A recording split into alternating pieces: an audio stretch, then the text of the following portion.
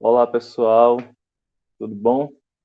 Me chamo Santiago Pontes, sou professor de filosofia da EP Guilherme Teles Gouveia e na nossa aulinha de hoje de aperfeiçoamento de estudo, a gente vai estar corrigindo aqui as questões da avaliação diagnóstica da semana passada.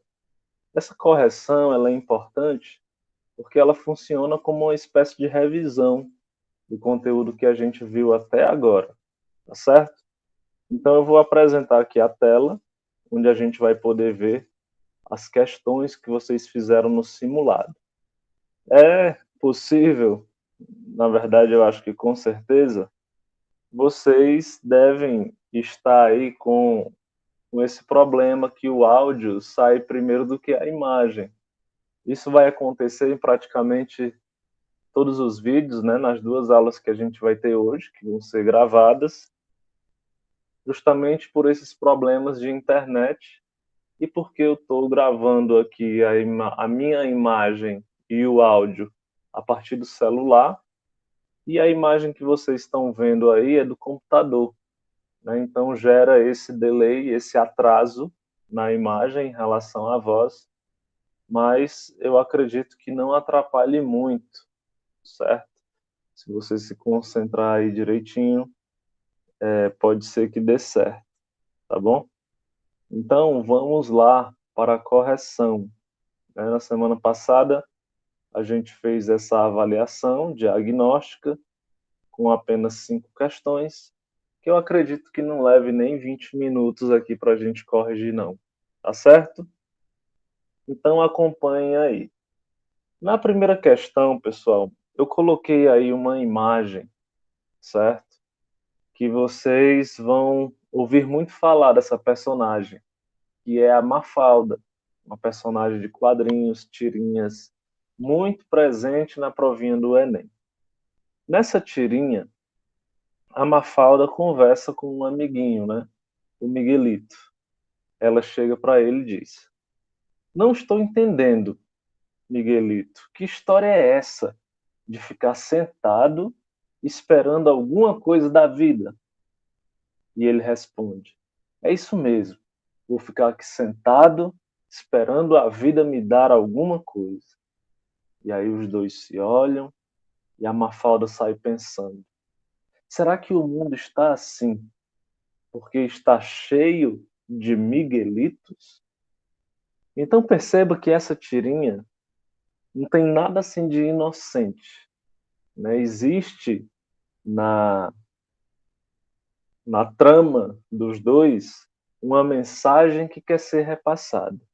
De um lado, você tem o Miguelito que está sentado, esperando que alguma coisa aconteça na vida dele.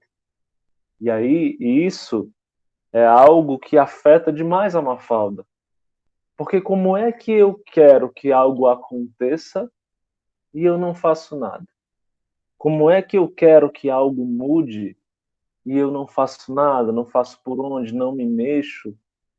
Eu, quando eu vi essa tirinha pela primeira vez, eu lembrei assim muito daquelas pessoas que reclamam que a cidade não está boa, reclamam que a vida não está boa, que as coisas não funcionam, o banco, o hospital, né, que reclama que pessoas passam fome, mas quando chega na hora de votar, né, quando chega na época de eleição, ou não vota, ou vota em branco.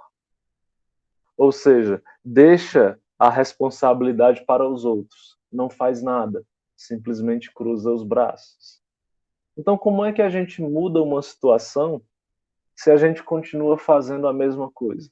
Como é que a gente muda uma situação pior, não fazendo nada, né? O resultado que a gente vai ter por não plantar nada é não colher nada.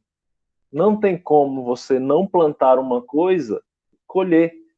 Você só colhe aquilo que você planta. Se você não planta nada, você não colhe nada.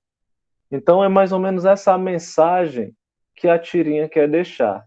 E aí a questão pede o seguinte, ó, leia a tirinha e assinale a alternativa correta. Então, vamos aqui para as alternativas. Vou aumentar aqui mais um pouco, né?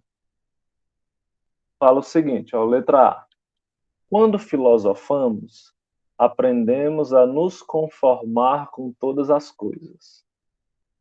Certo ou errada essa questão? Errada, né? A gente aprendeu na primeira aula que a palavra filosofia significa amor à sabedoria. E que essa palavra amor indica, na realidade, desejo, que vem lá do grego eros. E desejo significa querer aquilo que nos falta. Então, se o filósofo ele é um amante da sabedoria, e ser um amante da sabedoria significa buscar a sabedoria incessantemente, mesmo sabendo que ela nunca vai chegar por inteiro, jamais a filosofia pode concordar com pessoas que são conformadas. Porque o filósofo, ele é um inconformado por natureza. O filósofo é alguém que não se conforma, que não vai poder ter toda a sabedoria. É tão inconformado que passa a vida toda correndo atrás da sabedoria, mesmo sabendo que nunca vai ter ela totalmente. Então, o filósofo ou a filósofa são essas pessoas ávidas de desejo. Elas não param nunca de tentar conhecer as coisas. Né? E a filosofia, ela surge a partir da dúvida, ela surge a partir do inconformismo. Não é possível que as coisas sejam desse jeito. Não é possível que eu tenha que ser somente contra ou a favor algo. Não é possível que não exista um meio termo. Então, a filosofia não é a letra A, né? Não nos ensina a nos conformar, pelo contrário, nos ensina a sermos inconformados, a duvidar, a fazer perguntas. B. A filosofia representa o questionamento, a dúvida necessária para refletirmos sobre nós e sobre o mundo. Corretíssimo, pessoal, corretíssimo. A filosofia, ela gera essa reflexão na nossa vida, né? Ela faz essa reflexão em relação a nós mesmos, mas também em relação ao mundo. Afinal de contas, o mundo só poderá ser mudado uma vez que a gente mude ao nosso próprio eu. Não tem como mudar o mundo, sendo que eu não consigo mudar a mim mesmo. Ok? Deixa eu ver o que foi que eu apertei aqui, meu Deus. Apertei em alguma coisa aqui que tirou. Enfim. Então, a resposta correta da primeira questão, letra B de bola. Ok? Segunda questão. A filosofia tem origem na Grécia, em aproximadamente no século VI a.C. O que significa a palavra filosofia? Essa aqui foi de graça, né, pessoal? Foi só para testar vocês mesmos, né? Então, a palavra filosofia é uma palavra grega que é, na verdade, a junção de duas outras palavras. Philos, que significa amor, e Sofia, que significa sabedoria, ou pode ser também a palavra sophos, ok? Com PH. Então, philo, amor, Sofia, sabedoria, filosofia, amor, a sabedoria. Resposta B de bola. Vamos para a terceira questão. Quem é considerado o primeiro filósofo do mundo ocidental? Essa aí também está muito fácil, hein, gente? A gente sabe que a filosofia ela vai surgir numa ilha que ficava ali próximo da Ásia, uma ilha chamada Jônia, certo? Jônia. Bem pertinho dali, né, existia uma cidadezinha chamada de Mileto, certo? Nessa cidade de Mileto existiam assim uma galera. Essa galera eles gostavam muito de matemática também, mas dentre esses matemáticos, existiu um indivíduo que, além de ser matemático, se tornou também o primeiro filósofo. Esse indivíduo foi Tales de Mileto, né? Esse sobrenome de Mileto faz referência à cidade que ele nasceu.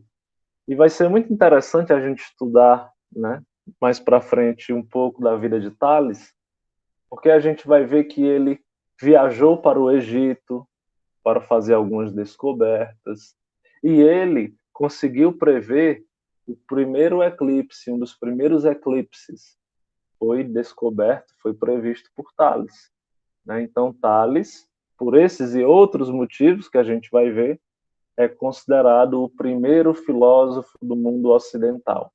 Professor, por que do mundo ocidental? Né? Porque no mundo oriental, que corresponde à Ásia, certo? O mundo oriental vai ter outros filósofos, certo? Muito mais antigos. Então, do mundo ocidental, da Europa para cá, certo? Da metade do mundo para cá, a partir da Europa, o primeiro filósofo se chama Tales de Mileto. Resposta correta, letra A.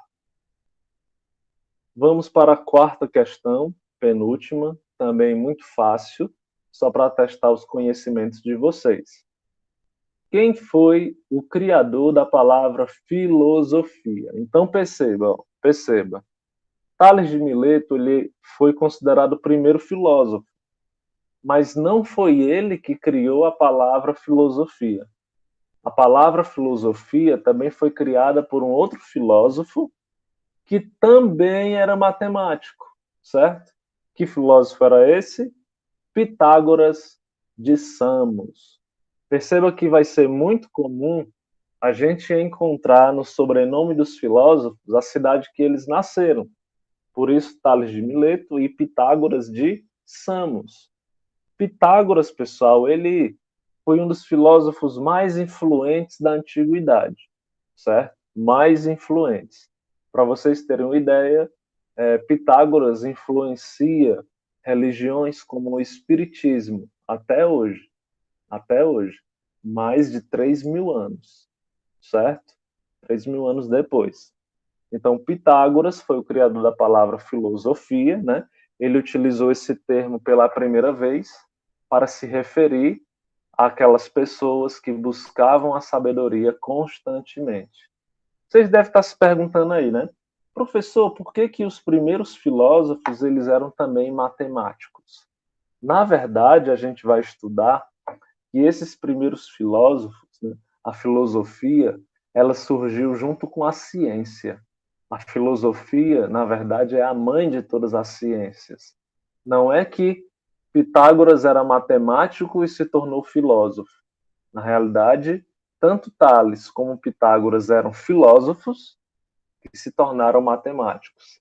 Então, a filosofia ela vai ser considerada a primeira ciência a surgir e a partir dela que as outras ciências, né, como filhas, como desdobramentos, vão aparecer também. Então, resposta correta da quarta questão, letra D. E aí vamos para a quinta e última questão. Percebo que é um pouquinho maior o texto, né? Fala o seguinte, deixa eu dar aqui mais um zoom. Fala o seguinte, ó. O filósofo é um amante da sabedoria.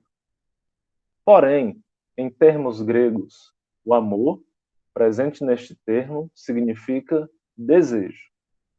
Desejar, por sua vez, indica que queremos possuir algo que ainda não temos. Portanto, só podemos amar o que não temos enquanto ainda não temos, pois a partir do momento que tivermos, não amaremos mais. Nesse sentido, o filósofo não é alguém que possui sabedoria, já que somente os sábios a possuem. E tampouco é um ignorante que pensa saber de tudo. O filósofo é alguém que conhece os limites do seu pensar, mas não se cansa de buscar incessantemente o conhecimento que lhe falta, mesmo sabendo que essa busca nunca acabará. Assinale a alternativa que melhor corresponde à tarefa do filósofo de buscar a sabedoria, reconhecendo os limites da sua ignorância. Então, dentre as questões abaixo, dentre as alternativas abaixo, qual é aquela que melhor representa A tarefa do filósofo de buscar a sabedoria, reconhecendo os limites da sua própria ignorância? Resposta correta, letra A. Só sei que nada sei. Frase essa afirmada por Sócrates. Não é a B. Conhecereis a verdade e ela vos libertará, de Jesus. Não. Fala a respeito da verdade, mas nela não se reconhece os limites da ignorância, né? Só fala a respeito da verdade. Na C, é preciso amar as pessoas como se não houvesse o amanhã. Também não fala nada sobre ignorância. E a D, o ser é e o não ser não é. Piorou, né, pessoal? Essa aí é que não tem nada a ver mesmo. Então, ó, resposta correta, letra A, só sei que nada sei. Nessa frase, Sócrates demonstra que o primeiro passo para a gente aprender alguma coisa, o primeiro passo para a gente ter algum tipo de sabedoria, é nós afirmarmos que justamente que somos ignorantes. É afirmarmos justamente que nós não sabemos de tudo. Porque se a gente já soubesse de tudo, qual seria o sentido da vida? Se a gente já soubesse de tudo, qual o sentido de frequentar a escola, por exemplo? Qual o sentido de conversarmos com as pessoas?